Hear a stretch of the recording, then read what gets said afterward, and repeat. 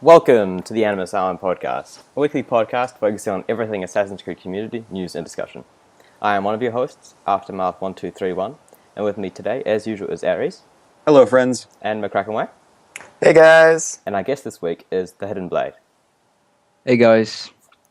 Today, we will be discussing some of TheHiddenBlade's work and some of his YouTube videos, as well as a really well-made Reddit post about how Ezio was a bloodthirsty zealot. Then we'll be discussing Bonny. So let's get started.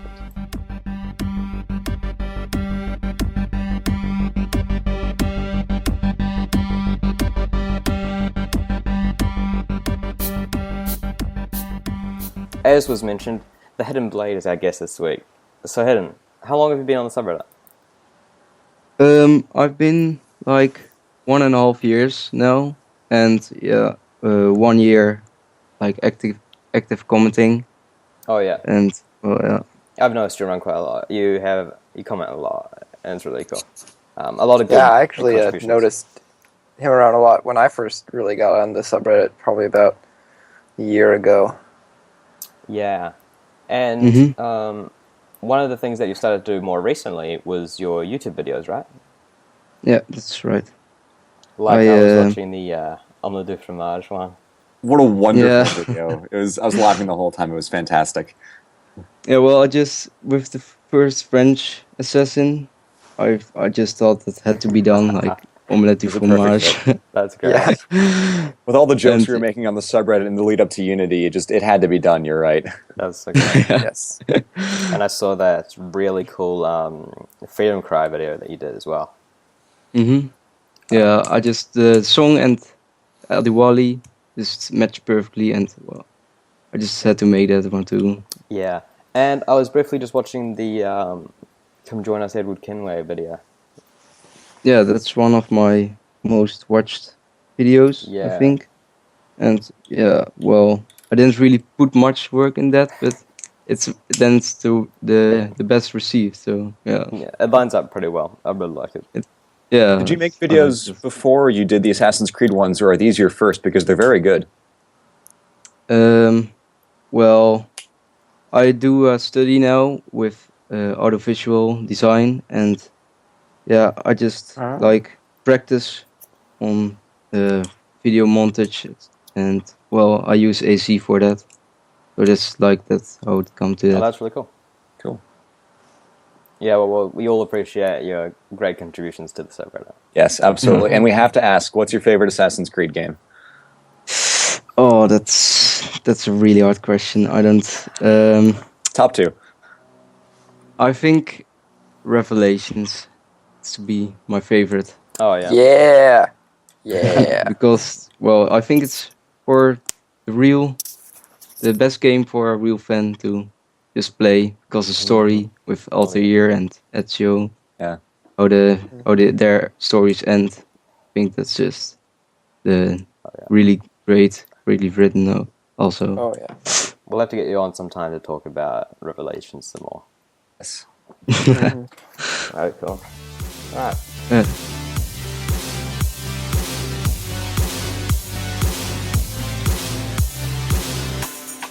So as this week there is absolutely no news in the news, we're going to do a community highlight. And yesterday there was an excellent post by Lord Edipurg called Ezio Auditore was a bloodthirsty zealot. It is a fantastic read. If you've not done it already, you really should go and check it out. But we're going to discuss that now and talk about it and highlight some things that we thought were really interesting. So I'll quickly summarize. The premise of the post is Ezio's experience in the Animus and what Desmond sees is based on how Ezio thought of himself, because it's his memories. So the reason we see Ezio as so heroic and awesome and amazing is because Ezio saw himself that way, so he's a little bit of a narcissist, actually. And we could actually go in a different tangent and talk about how the different ways assassins were portrayed is based on how they thought of themselves, but that's a different conversation. Continuing with this, Ezio definitely saw himself as very heroic, and he thought he was doing the right thing, when really at the beginning of the games, all he was doing was getting revenge. First, it was revenge for the death of his father and brothers. In Brotherhood, it was revenge for Monteriggioni and Mario dying. And it wasn't so much Assassin's ideology versus Templar ideology as it was me, Ezio, versus you, the evil Borgias. And that's not a just crusade for ideological, victory. That's a vendetta. So definitely there are hints of Ezio as a bloodthirsty zealot coming in here. And Revelations was the really interesting part of this article that I liked, article post. But Ezio takes a lot of risks in Revelations. He kills Tarek on a hunch, thinking he's a Templar when he's not. And he blows up an entire civilian population in the form of Cappadocia. And in Revelations, he is the leader of the Assassin Brotherhood, so everyone in Constantinople who's an assassin takes his word as absolute gospel, like he's the guy.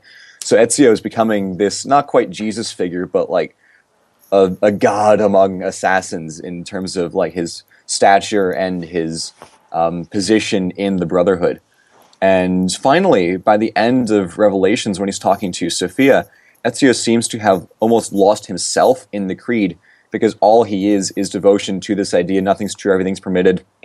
So I, Ezio, have to do everything I can to make the world a better place. And in my mind, that's killing the Borgias and finding this library over the course of the 3 games. So I thought it was very well written, and it paints Ezio in a far different light than most people are used to seeing him, and certainly far different than I'm used to seeing him. So I'll open it up to you guys. What did you think about this? I found it very interesting, actually. It was something that I had never thought about, really, and it's a very interesting to bring up the aspect that we're living their memories, so we might not be seeing fact. We may be seeing what they thought about different things, which is very interesting. Like, it changes a lot about the series, potentially. Yeah, that is a key word here, is the potentially part, because it's a really interesting argument, and it's very compelling. It's just, again, I mean, the potentially part is whether it actually changes the series, being, do the people in charge of like taking the story in whatever direction take advantage of this or not. And I mean, at the moment, this is the first thing I've seen of it, but it's really, really interesting, well-made argument. And I would love for them to take some cues from it, but probably they could always blame it on should. the Animus and say that the earlier animi were more primitive, and so they were displaying raw memories instead of like corrected memories or something. And so if the story team did want to make this canon, they could always fix it for themselves. And when in doubt, blame it on the Animus. Yeah, exactly. That would also be, due to Ezio's popularity, that would probably be somewhat of, there's fan outcry at like whatever you do, but I feel like that would cause a lot of fan outcry, being like, hey, Ezio's actually this terrible person, guys. Yeah, like. I agree. That made me feel really uncomfortable reading this. Like, Ezio is, he's the man, and here I am seeing an argument that I'm convinced by, saying he was nuts. Hidden, what do you think about that? Do you feel uncomfortable reading this? After all, ACR was your favorite game. Yeah. When I read the post, it was really kind of eye-opening for me, because, well, I think the Ezio games are like show Ezio as perfect assassin, like he does the things like a real assassin should, and he makes always the best decisions. So when I read this, it was like a very different view of the story, and it shows that maybe he wasn't really the man we all thought he was. It's very interesting. I think if they do take this route, then it could add a completely different layer to him. Because a lot of people were annoyed with like Ezio and now Arno, how they're like basically just generic, charismatic woman's men, ladies. Maybe they just think they are. Exactly. I don't know. Yeah. And that's brilliant. This would make them quite a bit more in depth of characters if they're more narcissistic than charismatic. That would actually, I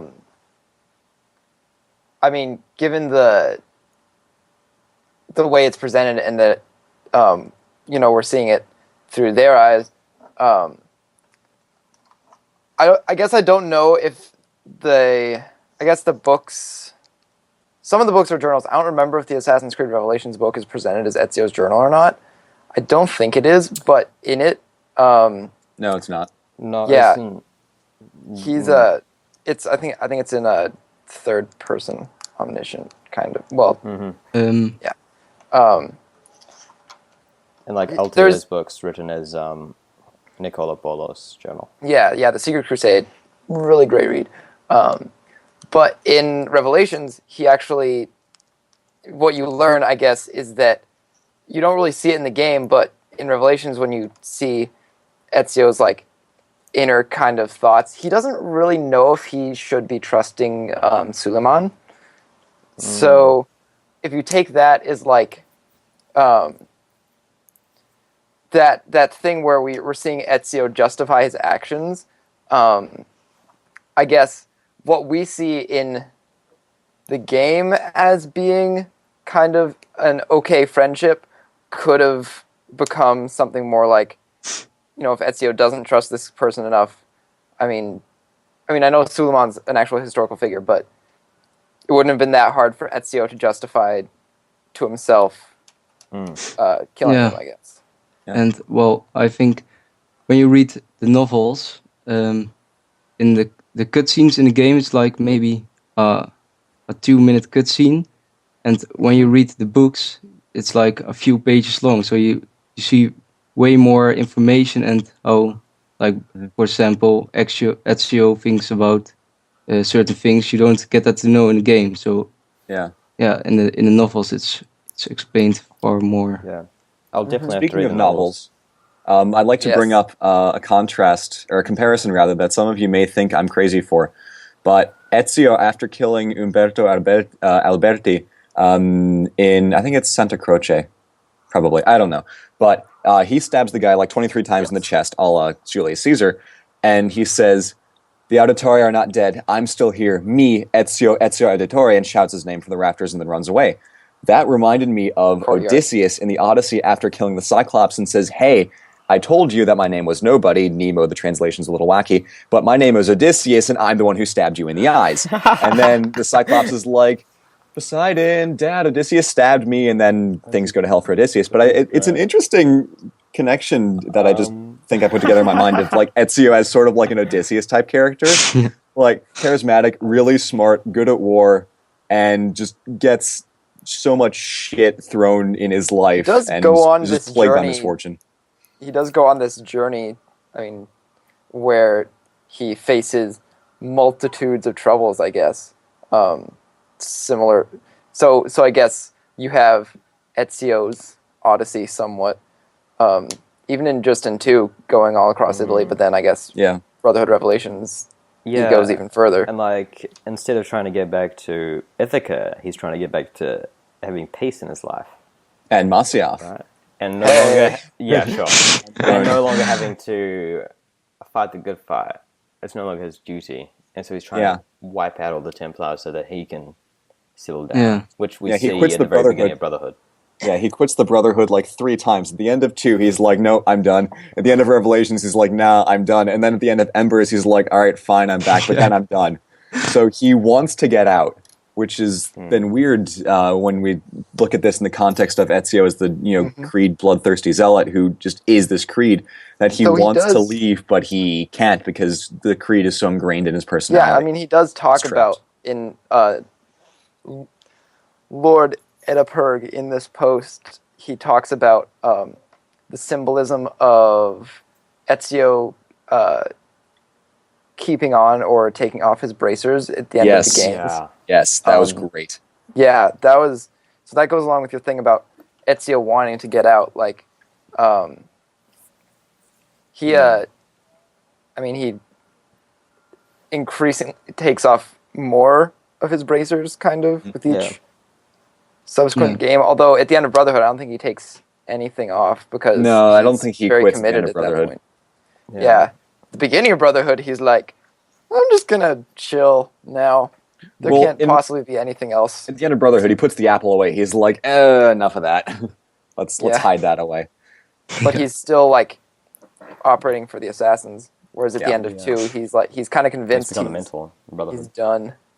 Then yeah, Well, I think he never really chose to be part of the Assassin Brotherhood, but he was kind of Yeah. forced, or Yeah. he used it for his personal gains. Yeah. So when he had finally a chance to stop with it, he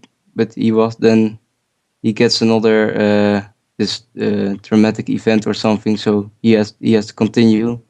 Like, yeah, he never really wanted to It was be a always part a of. means to an end.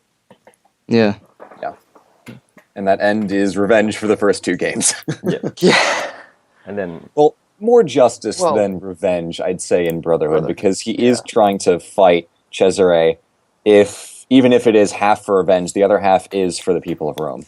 Yeah, I mean, some of that is like, I feel like with each, because Assassin's Creed, everybody kind of says, we've had the revenge plot rehashed for like every game. And they're not necessarily wrong, but I guess if you get into semantics, you can be like, well, Assassin's Creed 2 was revenge, then Brotherhood was justice, then, I mean, Unity's, they kept billing it as redemption rather than revenge.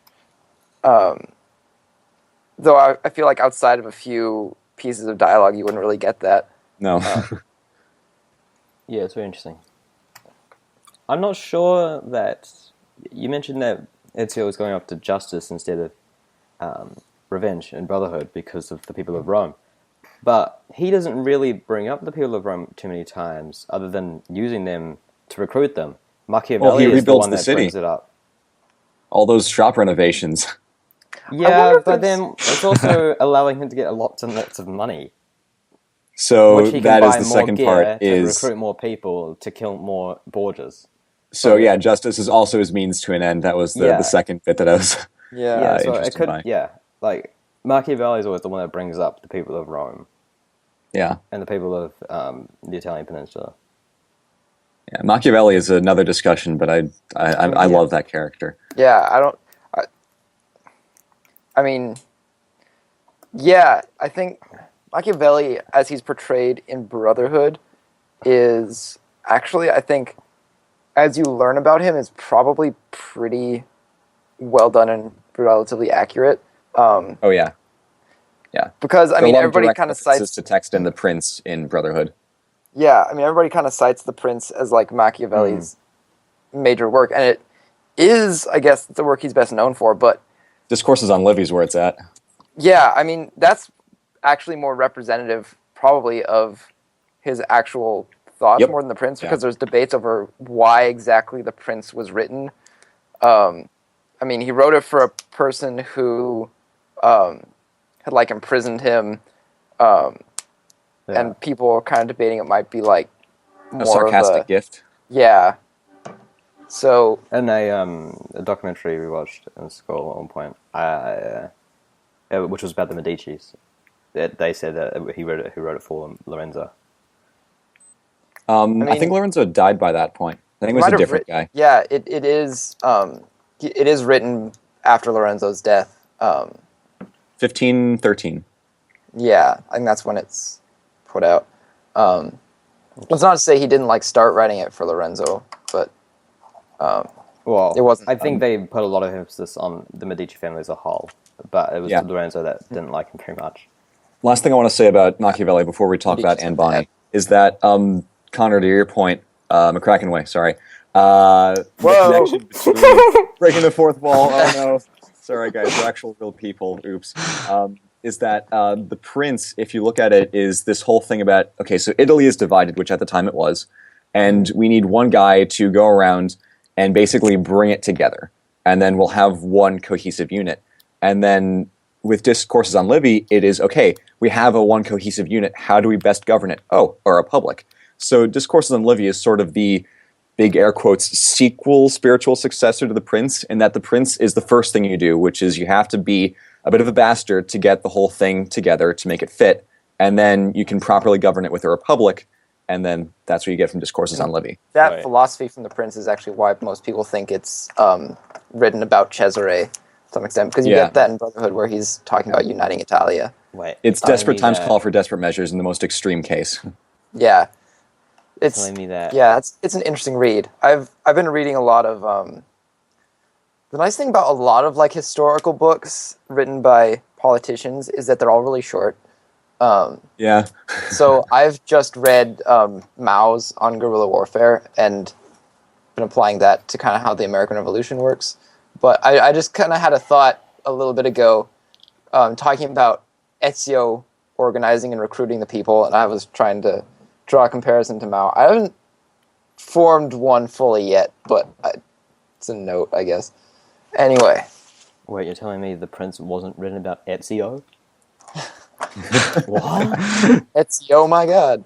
No. Ezio, I intend to write a book about you one day. If you do, make it short. Boom. Lost it, that line. Yep. Yep.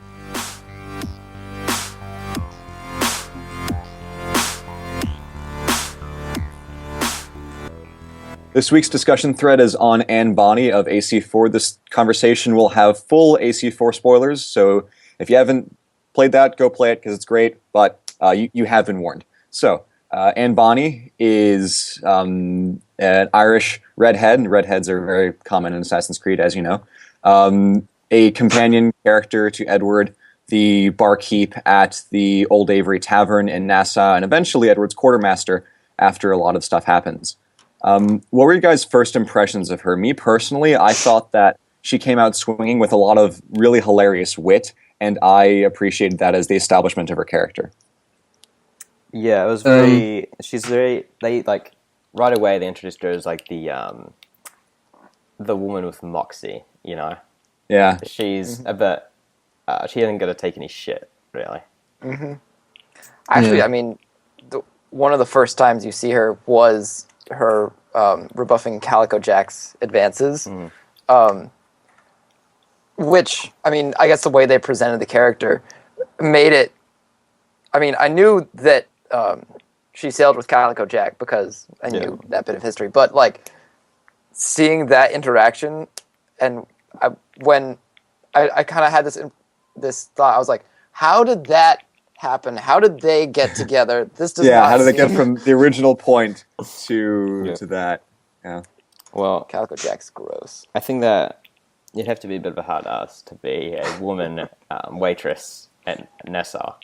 And then a pirate. With a whole bunch of... Oh, yeah, especially the pirate, but she's a badass. And Bonny is an absolute badass. Mm-hmm. Like, early on, like... Yeah, you'd have to deflect some drunken pirates occasionally. Well, for me, to be honest, on my first playthrough, I kind of forgot about her. And then later, when she showed up at prison, I was like, oh yeah, she's there too. But I think it's maybe because it was the first playthrough and, well, you forget about a lot of things then. Yeah. They certainly... Yeah, I'm sorry, go ahead.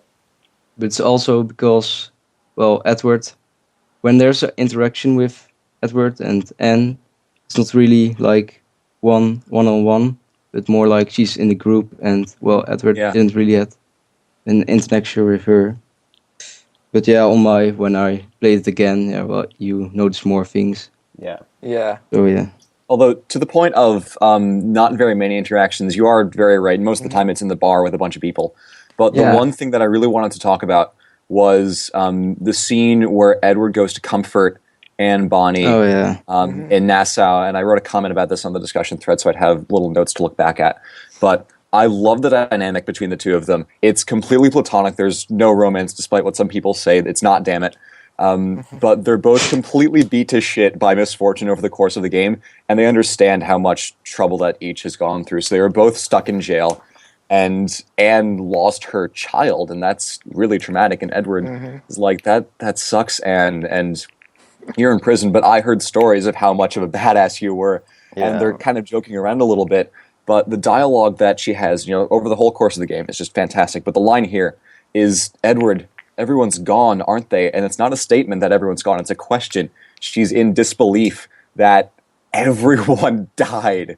And that, I think, is pretty powerful to the point of, like, AC4 is a story of everything going wrong, just absolutely everything going horrible. And then do you feel that too, all empty inside? Like, I felt very sad watching that scene again yesterday, because she, knows she's asking Edward, do you feel empty too, knowing that he also feels like absolute shit. And then Edward's like, devil curse me, I do. And Anne goes to reach for Edward's hand to comfort him. So even though she just lost her child, she is still, at the same time that Edward is comforting her, she's comforting Edward. And I found that just unbelievably beautiful. She's still very strong. Yes. Yeah. One thing that I found... Go ahead. Well, I think because Edward and they had they were in the same boat because they had the same friends and they all died. All the same shit. So yeah, I think it was understandable that Edward was comforting her then. Yeah, it was a very emotional story overall for AC4 actually. Yeah. And I'd like to bring up real quick one thing that Darby McDevitt, AC4's lead writer, has always said. My favorite person. My favorite person too. Yes. The main thing that he regrets not being able to fit into the game was showing Mary Read and Anne Bonny fighting the British Navy. Yeah, that scene was the only thing that got cut from the game. But they managed to sort of mention it when Edward's like, I heard stories of how much of a badass you were. Yeah. But, that would have been really cool to see. Although it would have been tough to fit Edward into that situation. Because if Edward was on that boat, they would not have been captured. Yeah. Yeah. Speaking of Edward on boats, or rather ships, what did you guys think of her as quartermaster? I like how when Adewale left to join the assassins, Anne is like, Edward, I'm here for you. Let's let fall the topsails, whatever. We're sailing for Jamaica. I forgot exactly how that quote goes. Yeah. But I like that she became your quartermaster in the end, and it kind of exemplified the friendship between them, that they're a team. I think it fit well with the story and it made a lot of sense, but she never, ever speaks. No. Yeah. That's the glitch. It's really silent. One of the things that's nice about that, and I bet the writers were happy when they found that out, but after she's in prison is when Anne Bonny disappears from the historical record. So it's really nice that they got to take advantage of that. That it's like, hey, here's what happened. Yeah. And you get to... Yeah, that's really cool. Yeah. It's interesting. I don't realize length of history. Of course, we'll have to mention the parting glass. The thing that makes everyone cry like an absolute baby. Oh, yeah. Yeah, now I'm crying. I want to say one thing, and then I'll open it up to you guys. I thought that there was, going along with the theme of them getting each other, there was a mutual understanding that when Anne went to sing the parting glass, everyone else thought she was just saying bye to Edward, like, you're going to see your daughter, you're going to sail to England, I'll never see you again. Goodbye, my friend. But both of them knew that the song was really about all the people who got, killed or died however way. So when Edward looks over at the table and sees all of his friends there, Anne definitely intended for that to happen, and if not, she saw the same thing too. Yeah, I would say that's interesting. Yeah. Like, it's the third time I cried in that. Well, teared up. Yeah, man tears in that game. Yeah, I guess I don't know quite think about that. How she's not saying goodbye to Edward; she's saying goodbye to everyone else, because we know that Edward does come back to the Caribbean to return the first served blood vials. Which I'm surprised nothing really came of that we know of that was shown off in a game. Yeah, that's very interesting, Aris. Yeah. Anything else anyone would like to say? I think that's pretty much it. I just love Anne Bonny as a character. She's the best. Yeah. I liked that feeling of companionship, I guess, you had like immediately when she became your quartermaster. I guess as part of that, I was a little sad she didn't end up joining the assassins or doing anything. I think it would have betrayed her character if she did. Yeah, but I don't know. When she was on the ship, and you were, especially since like the remaining missions are like go assassinate these people, I don't know. I just kind of wish that she was more present in those missions because I really liked her fair. insight and her character. Well, when you go to the what is it called? The observatory. For that Yeah. time, she's with you.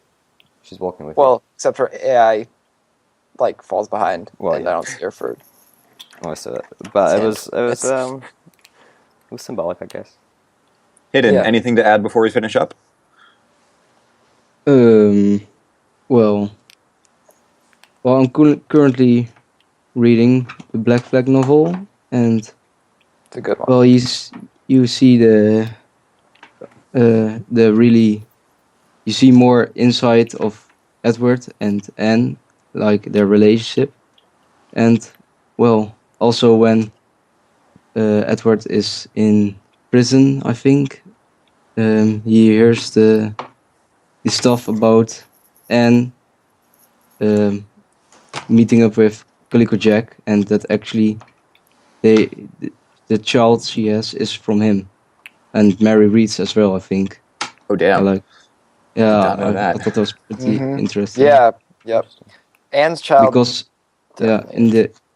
in the observatory you see the when Roberts puts in the blood vial, you can see through Calico Jack's eyes, right? Right, yeah. And well, I think that was the moment when they decided to Right, yeah, that makes meet sense. up. Yeah, Lad's the I last mean- thing you should be calling me. Oh, is it? Lad!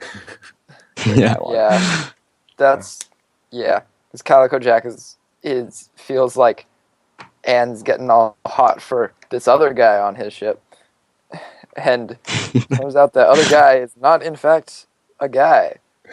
And I guess they're all consenting adults, probably. Wait, never mind.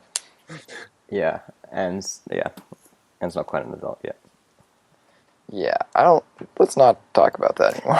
Let's stop right there. I don't over. want to think about Calico Jack doing any of those things. All right. Gross motherfucker.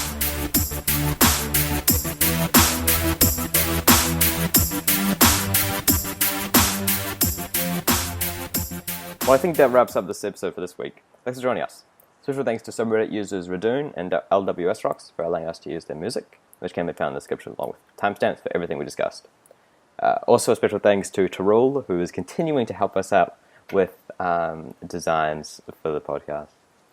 As usual, you can reach us on the Assassin's Creed subreddit, which is assassinscreed.reddit.com or reddit.com/r/Assassin's Creed, as well as on Twitter and through our email, animusislandpodcast@gmail.com.